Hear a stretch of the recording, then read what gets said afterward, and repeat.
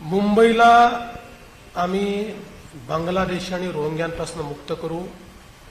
मी तुम्हाला सांगतो, गेल्या एका वर्षामध्ये हायेस्ट नंबर बांगलादेशी या मुंबईत शोधून काढले आहेत, ते डिपोर्ट केलेले आहेत आणि आता हे सुरूच राहणार आहे।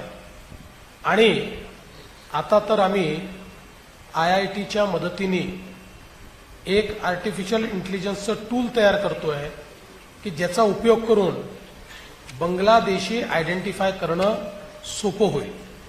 कारण आपल्याला माहिती आहे की हे बांगलादेशमधनं पश्चिम बंगालमध्ये येतात, त्या ठिकाणी वेगवेगळ्या प्रकारे कागदपत्र तयार करतात आणि येऊन आपल्याकडे राहतात। दिसतातही आपल्यासारखे, थोडं बोलतातही आपल्यासारखे, त्यामुळे त्यांना हुडकावं लागतं, कागदपत्र असतात। आणि म्हणून आता एक आम्ही टूल तयार करतो आर्टिफिशियल इंटेलिजन्सचं। गेल्या 3 महिन्यापासून त्याच्यावर प्रयोग चाललेले आहेत। आत्तापर्यंत 60% रिलायबिलिटीवर ते पोहोचलाय, पण पुढच्या 5 ते 6 महिन्यामध्ये 100% रिलायबिलिटीवर पोहोचेल आणि त्यातनं मग बांगलादेशी शोधून काढणं हे अत्यंत सोपं जाईल।